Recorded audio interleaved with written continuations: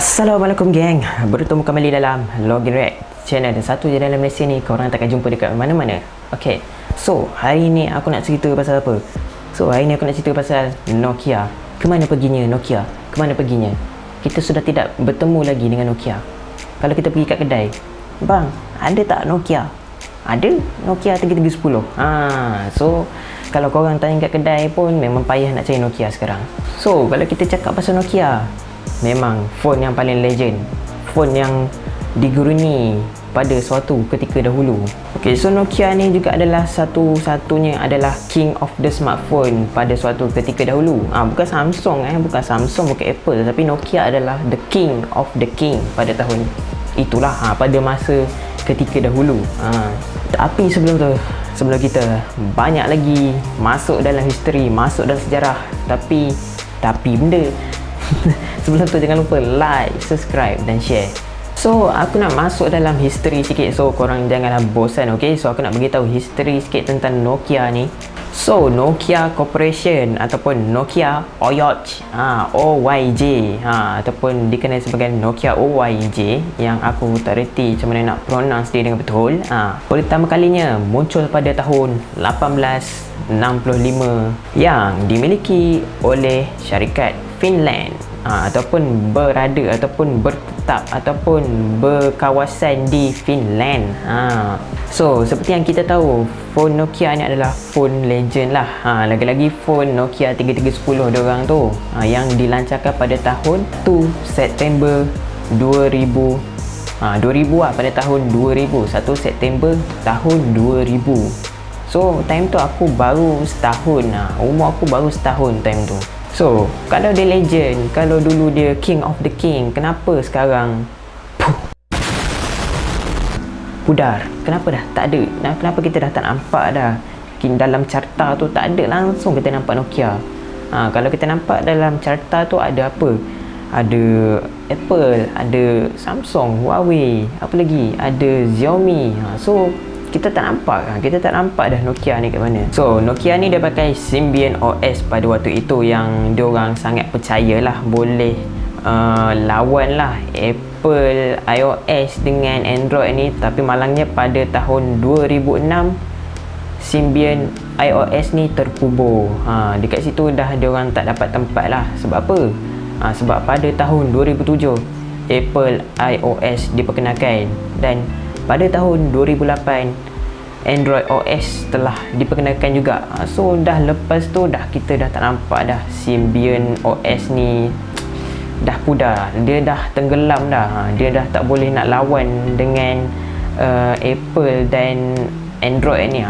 Dia dah tak boleh lawan dah. So pada 2006 tu adalah tahun-tahun terakhir lah diorang mendapat tempat untuk diorang punya OS tu lah, ataupun diorang punya phone. Tapi apa yang beza sangat Symbian OS dengan Apple iOS dengan apa lagi satu tu, Android kan? Apa yang beza sangat kan? Apa yang menyebabkan Symbian ni teruk? Antara satunya adalah Symbian OS ni lacking dari segi user interface, dan juga bilangan application yang sangat kurang, ataupun kurang aplikasi lah. Kurang aplikasi yang dibekalkan untuk menjalankan ataupun memenuhi keperluan ataupun kehendak pengguna lah.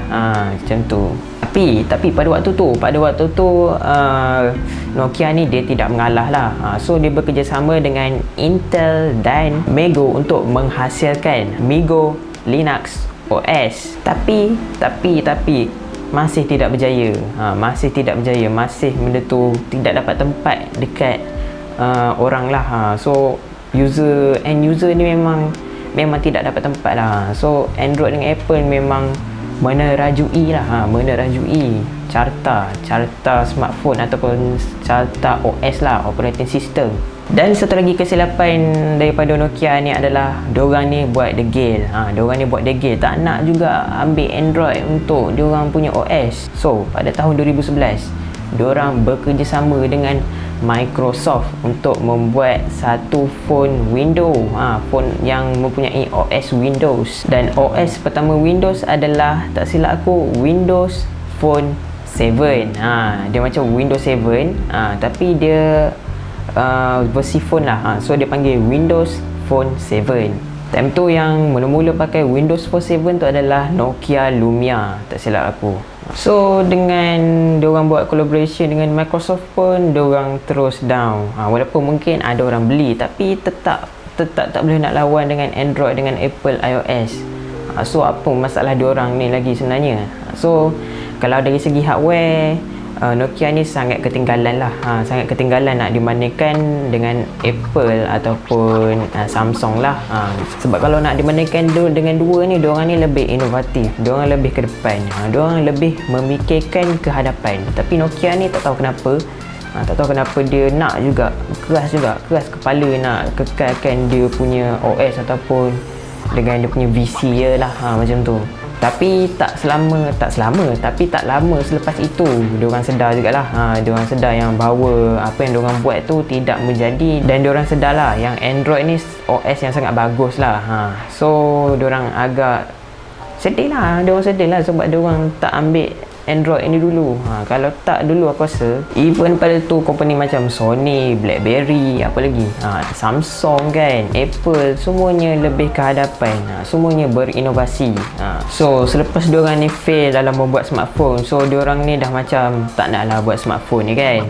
Kalau ada pun diorang tak keluarkan banyak lah, mungkin sikit. Okay, so pada 2014 dan 2016 ni diorang lebih fokus kepada teknologi rangkaian ataupun barang keperluan rangkaian lah. So macam internet, benda modem, router, semua benda tu, macam-macam lagi lah, switch ke kan. Tapi pada tahun 2017 diorang buat comeback. Nokia buat comeback guys pada tahun 2017, dan pada 2017 tu juga diorang dah sedar. So diorang release juga Nokia pertama dengan Android. Nokia pertama dengan Android. Even pada tahun 2017 juga diorang telah collaborate dengan Xiaomi untuk membuat smartphone. So benda tu sangat baiklah. Baguslah untuk membuat collaborate ni. So phone tu akan lebih jadi bagus dan banyak-banyak teknologi yang boleh dikongsi kan. So tu benda yang baguslah apa yang Nokia buat tu. So sejak daripada itu Nokia ni telah mendapat tempat lah daripada pengguna. So pengguna ni dah start lah nampak macam, oh Nokia ni nampak macam something new kan, something yang macam wow, amazing kan. So agak bagus lah. Tapi bagi aku Nokia ni sudah terlambat lah. Bagi aku kalau diorang dulu awal-awal telah ambil je Android ni awal-awal tu, aku rasa Nokia ni akan menjadi satu phone king of the king sampai sekarang. Sebab apa? Sebab korang tengok lah, Nokia ni dulu memang bagus lah. Diorang buat phone tahan lama, memang okey lah bagi aku. Tapi kalau kita tengok phone diorang sekarang ni pun banyak je yang aku okey. Aku tengok design dia, dia punya spek dia pun okey aku tengok. Harga pun tak mahal, biasa-biasa. Dia lebih kepada phone mid range lah, tapi dia tetap ada phone flagship dia sendiri. So phone yang korang boleh cari Nokia sekarang ni adalah Nokia 5.2, Nokia apa 1 point something, aku lupa. Nokia 8.1, Nokia X2, Nokia X3, Nokia X10, Nokia X20. So tu phone-phone yang aku rasa okey jugalah untuk korang try beli. So kalau korang nak cari dekat kedai, agak payah juga. Tak semua kedai yang ada jual Nokia ni. Tapi kalau korang nak beli dekat Shopee ada. Dia ada official website Nokia yang Malaysia punya. So korang boleh belilah dekat situ. So aku rasa aku dah menjawab lah persoalan tu di mana phone Nokia. So phone Nokia tu masih ada lagi, tapi dia dah agak slow lah. Dia tak macam dulu lah. Tapi okey lah, maksudnya dia ada progress lah. Maksudnya dia mencuba untuk mencari pengguna lah. So tu satu pergerakan yang bagus. So aku rasa sampai di sini saja. Aku tahu korang tak nak dengar sejarah banyak-banyak. So jangan lupa like, subscribe dan share. Dan kalau sesiapa yang ada yang pakai tu, so korang boleh komen dekat bawah, bagi tahu phone Nokia apa yang korang pakai. Ataupun korang ada pakai phone yang zaman dulu lagi ke kan. Bantai saja, komen je. So Bapa Roger, gerak lu.